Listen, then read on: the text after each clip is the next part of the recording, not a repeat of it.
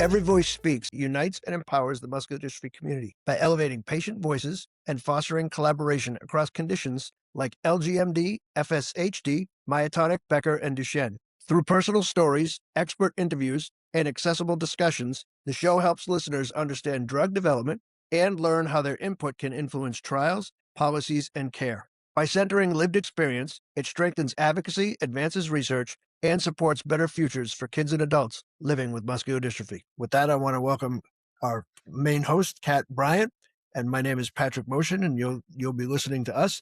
And Kat, this is going to be our premier introduction to everybody. So, can you tell everybody a little bit about yourself and your diagnosis story first, and we'll get to know you a little bit. Where are you from? What makes you tick? Yeah, that's great, Pat.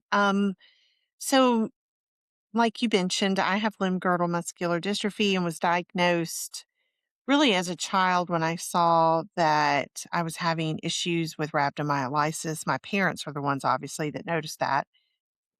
And went to the doctor, obviously had high CK, and from that point they decided that I had some form of muscular dystrophy. And at that time, we didn't have any genetic diagnoses of any like muscular dystrophy.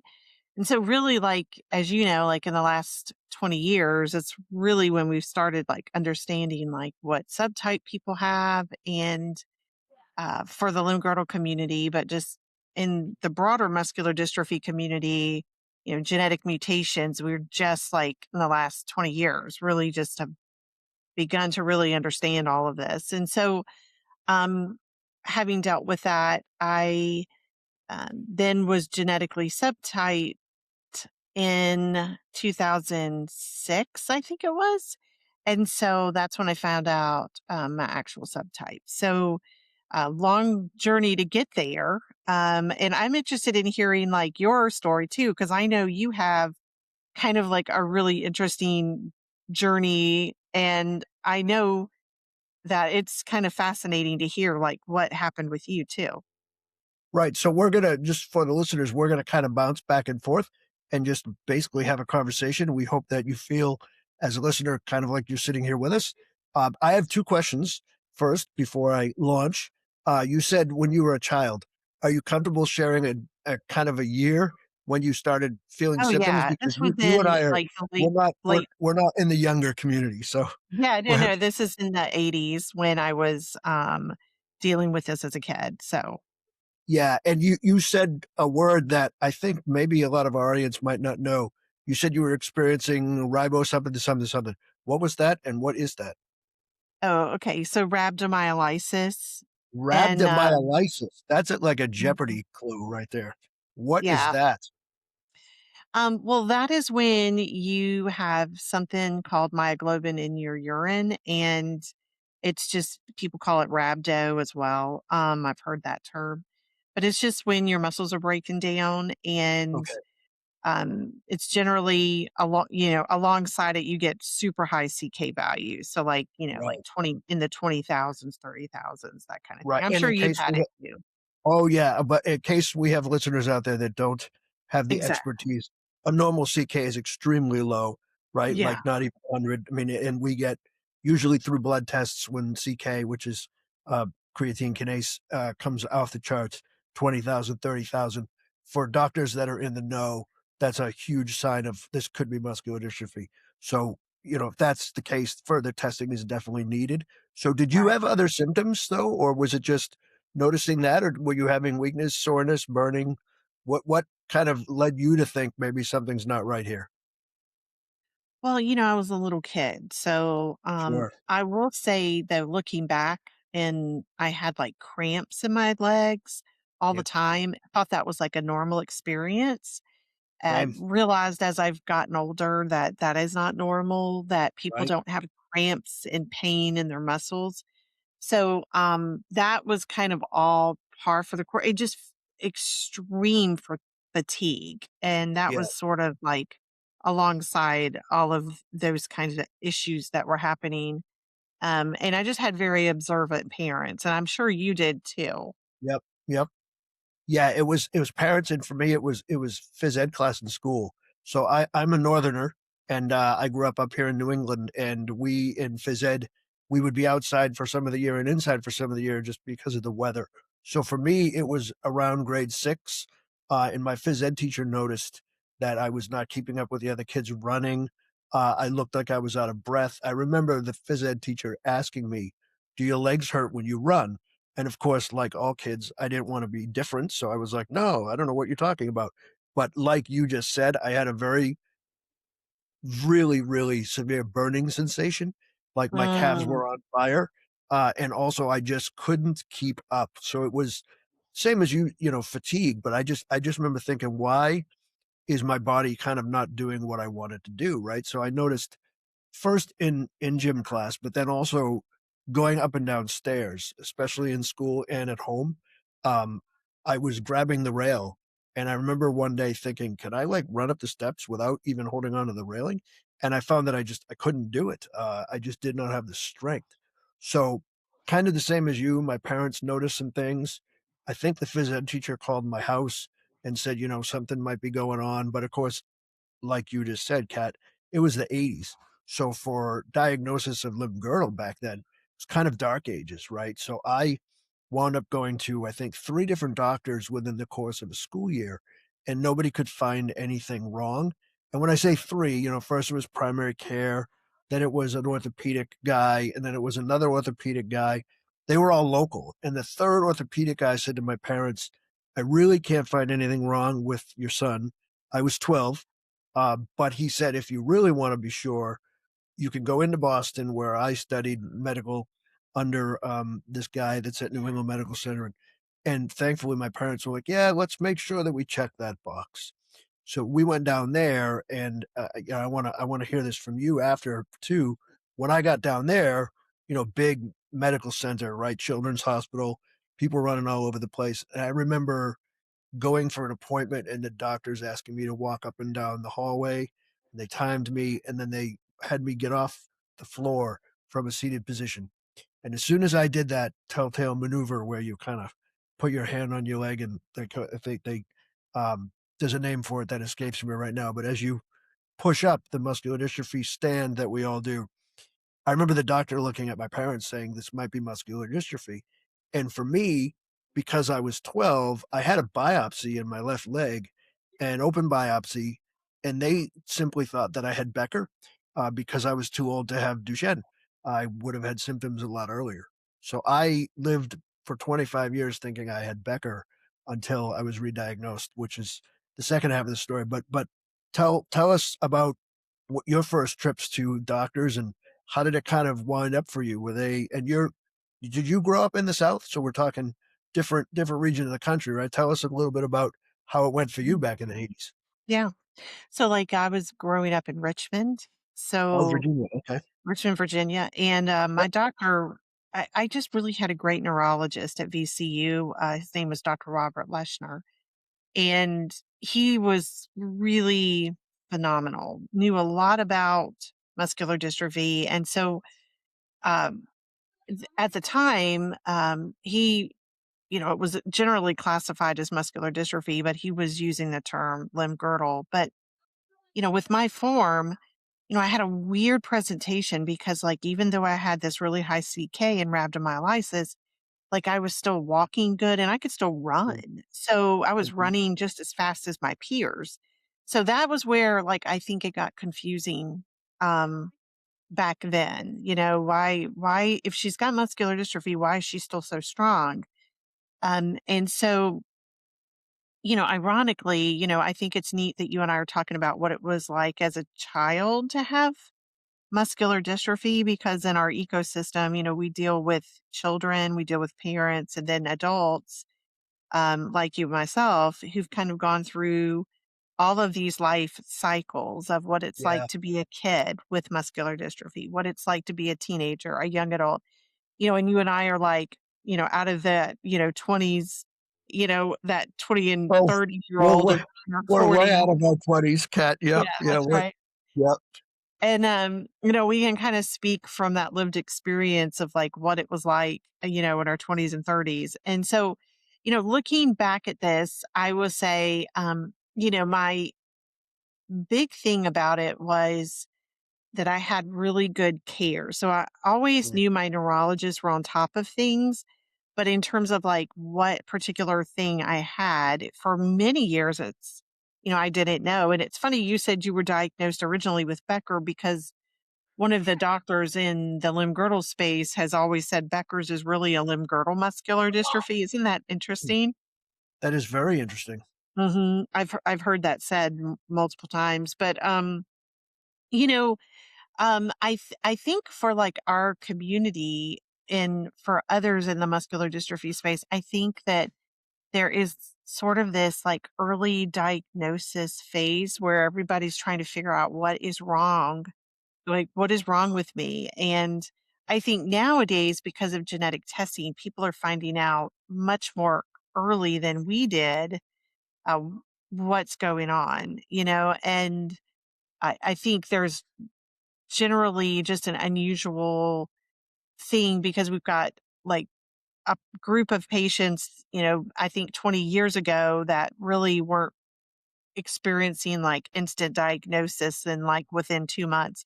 Now it's, like where we were, it was like maybe years. Nowadays it's like months, a genetic testing. And then, pretty much if they have an elevated CK, they're doing genetic testing very early. But I had muscle biopsies too. So it's funny you mentioned that because I had an open muscle biopsy as well. Oh, not a lot of And fun. no, and I remember having this scar on my leg, as a Mhm. kid. That was a big scar. I don't know how big Yep. yours is. Oh, Do you I have have like a 2. really long scar? No, yeah, I have one on my left thigh, my left quad, and then I have one on my left calf.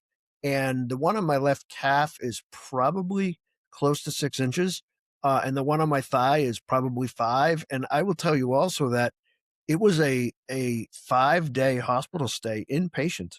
They did acupuncture and they did all kinds of other nerve muscle tests on me because they were trying to figure out what else it could be. Right. So the biopsy was like end of the week. I remember it was full anesthesia. I was asleep. And then when I woke up, they said, we took a piece of your muscle tissue out. We're going to look at it under the microscope and see what's going on with your cells. And yeah, I left ace bandage on crutches. Now I know a lot of people do the punch biopsy and stuff, or again, you can get an array of your genetic code through blood.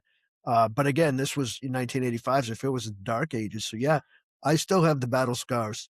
Yeah. And I've been in some natural history studies and stuff where they've said, oh, it might be good to have another biopsy. I said, oh, I really don't want to do that because, of course, now they'd love to see my tissue, but 1985, as we record this, it's more than 40 years later.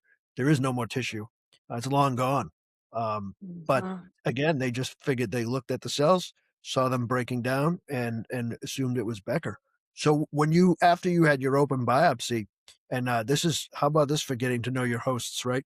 Yeah. Was it a longer hospital stay for you, or were you in and out? Do you remember like how it went down? No, it's interesting you said that. And you were saying acupuncture, and I think what you were Yes, talking about was you have it in EMG is what I think you were being given. And probably. yeah, it's where they put the needle in the muscle. It's very Yes, that's what. painful. Yeah, yep. Yeah. I EMG. remember Yeah, having I remember it hurt, and I remember they gave me something Valium-ish or something, that. and Okay. one of the doctors was not happy about that because he said, if we're going to also test you and have you move around, you get this medication in your system that's not going to help your energy level. And, looking back now, I mean, I guess they knew what they were doing for 1985, but looking back now, it seems archaic. Well, it's so weird you said that because, we're talking about, all of these things. I remember my parents taking me to New York Children's Hospital. That's where I ended up going for the biopsies. And that was really before I started establishing care at VCU under Yeah. Dr. Leshner. But I recall uh, days in the hospital. I think I want to say I was in second grade. I think I missed like literally, I want to say 2 months of second grade. I literally Wow. was on at the in elementary school. Ironically, I think uh, in third grade we went over our I remember this vividly. I knew my times tables, Yep. Yep. very well, but you know what? I never really got like cemented in my mind was like your your addition and your subtraction tables, like, how you memorize those as kids? I was, Yeah. like, gone for, like, You missed it. months. So I remember, like, getting, into 3rd grade and having to relearn all of that, and, it's just interesting how we look at our childhood and so much of it was, like, you know, affected by, this disease, and now we look at it from an adult perspective, and being able to talk about what it's like to be a child with this disease, and then what is it like to be a teenager and an adult. It's like we're really bringing like an interesting perspective, and I'm glad we're talking about this because I would say like there's some therapeutic value in you and I just like Totally. discussing it like this, Yeah. and I remember too, and I don't know, and I want to hear what you said too about this, but nobody could give me answers about what Uh-huh. this was gonna look like in my future.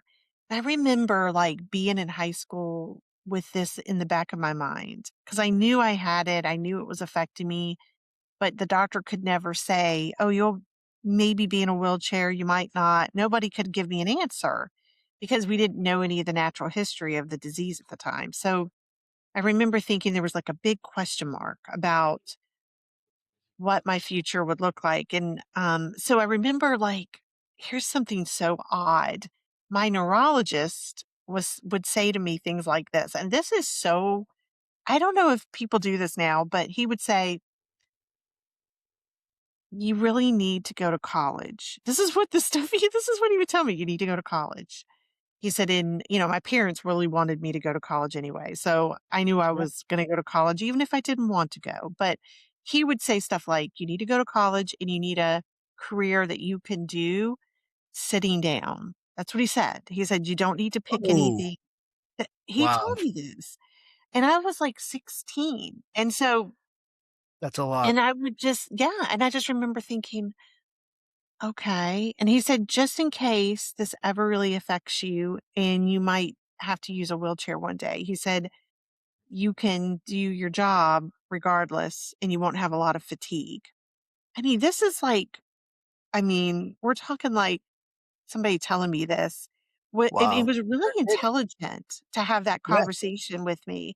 So even at that age, I was very circumspect. Like I would think through like and plan. So like my whole like college career and I went to University of Virginia and I was a really good student. So I was always thinking like, okay, what is my career going to be? But career planning with muscular dystrophy is so important. And I know for you, like you were a school teacher and Yep. I think you were a music school teacher, which I always think Yes. is so cool. Is Thank so you. tell me like how did you think through like your muscular dystrophy, your diagnosis and your career planning? Did that kind of like all come together for you like it did for me or I'd love to hear. Well, Well, no, thank you. It's interesting, and as you're talking, I'm thinking about all kinds of future episodes we can do. Right, so like Yeah. when we talk about having people tune in and check out what we're about, we're gonna. This is a little bit more formal, but as we ease into things, we'll be more relaxed, and we're both very humorous people.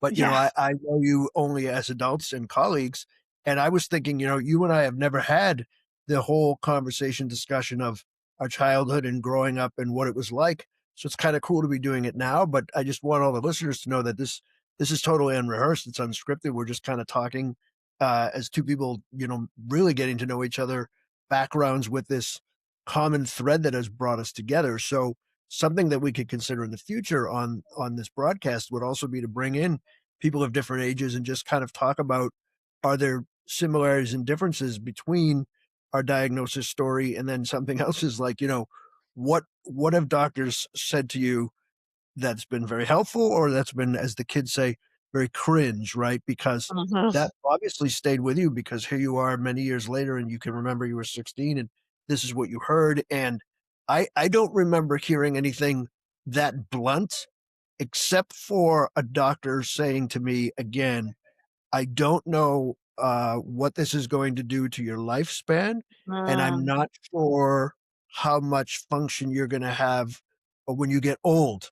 But you know, when you're 16, old is 30, right? Like that's so far Yeah. away. You think, oh, I'm old. What is old? It's kind of this abstract thing, and then of course you blink and you're past 30 and you're past 40 and you're past 50 and Yeah. you think, wow, that went fast. So I remember my parents saying, this could be a giant Mount Everest for you, or it could be a bumpy road. It's going to depend on how you deal and your Wow. support system, and it's going to depend on your outlook, right? So Oh my I was gosh, already that's playing drums. great.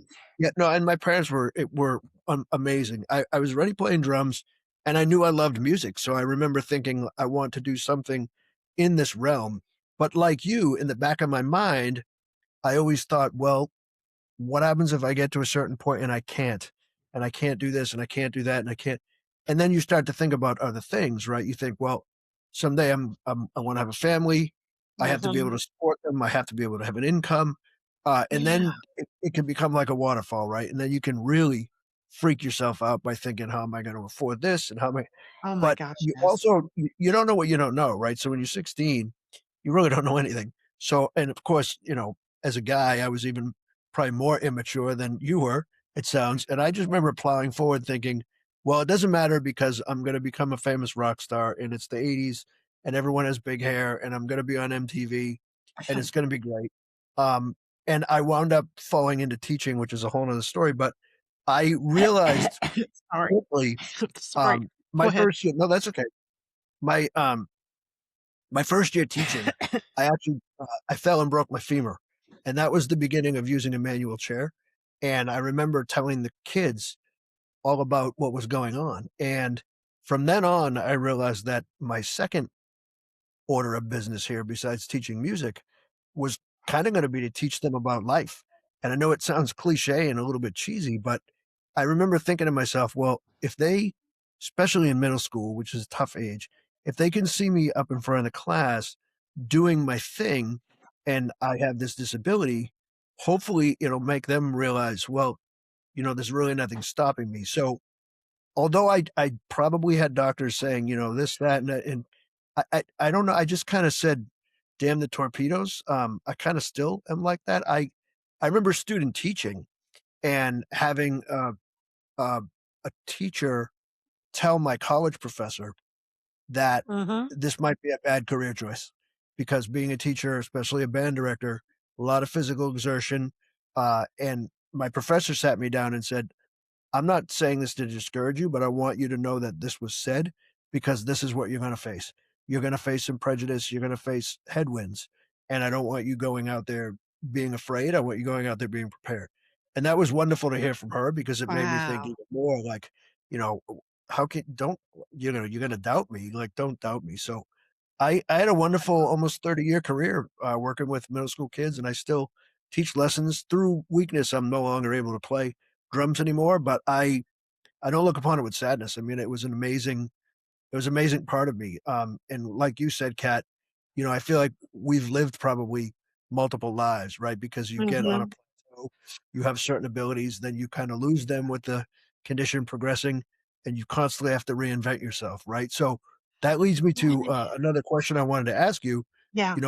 I'm pretty sure everybody in the audience knows that you founded and run the Speak Foundation, which is a gigantic, huge, hopeful help to everybody living with limb girdle around the United States and really around the world. What, and this could be a whole episode, but in maybe 400 words or less, can you tell the audience how did you decide to start such a giant endeavor? And what makes it go? It's amazing that you've been able to do that with, again, career, family. How did you decide? I think I'm going to start a nonprofit. No small task. Well, to be honest with you, here's the funny thing. I didn't plan to start one. So a friend of mine uh, basically sent me an email and wanted me to enter this competition for Pantene shampoo. And I know this sounds crazy because even when I say it, it sounds like, "What?" And so there was this competition that Pantene, the shampoo company, was, in creating, and it was in 2000 early 2008, and they were looking for a woman in the United States that would envision a wish that could help people. That was exactly what the competition was. It was called Beautiful Wishes, I think is the name of it. And it was like, we're looking for a woman in the United States who has a beautiful wish. And so That's the crazy. funny thing is, I know. So I sent this little, this it was like, I forget, you went to this website and it was like Pantene and they said, right, send your wish in. Well, Pat, I had forgotten about it. I mean, the thing is, it was like, and my wish was, um, it was about muscular dystrophy and it was about basically children and young adults. And I was kind of really at the time because I was a marriage and family counselor at the time. Hmm. And I was like really thinking through of like the psychological impact of having muscular dystrophy and how it was affecting people. And I remember I was starting groups on AOL like in 2000, and it was about muscular dystrophy. AOL. Isn't that That's funny? that's America. That's America Online for you younger folks. Google it. That's right. That's right. And my best friend that I met is Jessica Evans, and we met on an AOL chat group. And so she and I just graduated, and she was in college at the time, and I had just gotten out of grad school. I think just actually that year. And so, for several years, I'd been thinking, like, gosh, I'd like to help people deal with like the adjustment psychologically. Sure. And that's what I made basically was my wish. So anyway, I ended up winning this thing. So I was, this is what Wow. was so funny about it. The competition I thought was like Pantene would take this wish and would create something about this concept about helping people. Well, of all things, Pantene was like, "No, we don't do it, you do it. Like, we give you the tools to do it." And so I was like, "Oh my gosh, like, how am I gonna do this?" And so I was like, "Oh, I could think I have to start a nonprofit." And I kid you not, Patrick, I was like, I don't even know how to do that. So I was like, Wow. won this thing. Then it was in magazine. I was on television. I mean, it was like a big deal. And then I was like, uh-oh, like I have to do this now. So Now what? Oh, panic exactly. time. I remember like laying in the bed one night going, uh-oh. And I was like, oh no. And it wasn't like I could just say I don't want to do it because I won. Right. And so Yeah, you're roped in um now. exactly. And so I kept thinking, well, what am I gonna do? And I started thinking through like, how would I do this? And that's when like the Speak Foundation kind of came to be. I honestly prayed about it. I don't know if you're religious, but I prayed because I was like, surely this feels like something that God has put in my path. And so Hmm. I just really prayed and I was like, okay, if this is something that God is putting in my path, because I did not ask to do this. It wasn't like I was trying to come up with something to do. I was like, okay. And then there was this verse in the Bible. I opened up the Bible and I looked and I said, okay, now what should we call it? And it was the craziest thing. There was this verse in the Bible and it said, speak up for those who have no voice. And I was Wow. like, There it that is. is, Peak that's Foundation. it. And that's why we call it the Speak Foundation, because we're speaking up for those who don't have a voice. And that is people who live with muscular dystrophy every single day. And that's really it kind of the heart of it was like to be a voice for those who don't have one. And that's kind of like the whole time I all my North Star is I always come back to that, is that, is the voice of the patient, is the voice of the person who lives with the disability. And, like you and I have talked about this, we're described as patients, but we're not patients. We are people who live with muscular dystrophy. I think we could learn from each other. I think we really need to hear, like, what is it like to live with myotonic? What is it like to live with LGMD, Duchenne, and just expand what our, because sometimes right now we're only thinking about what we're going through. And, I heard something interesting about the aut- autism community just recently, and there's like this war going on between people who have autism and the parents right now. And the parents who are raising really severely autistic children are wanting a cure because they're saying, like, my child is so severely affected. And then the individuals who have a milder form of autism are saying, well, it's my superpower. What's wrong with me? You're actually saying that you need to cure me. And they have like a huge division in this Sure. community. And with our muscular dystrophy communities, instead of division, we can unite. And I think there's more power if we can look at each other's perspectives and learn. And I really think that there's some growth here that we can have in our community by just really having some honest conversations. I think if I think we're going to do a lot of other things in this podcast with drug development, clinical trials, and all that kind of stuff Absolutely. where we're going to get really into the nitty Yep. gritty on that. Yeah, But, we'll get into the weeds. we're going to do that too. But just, also just like, you know, the real lives of what we're going through.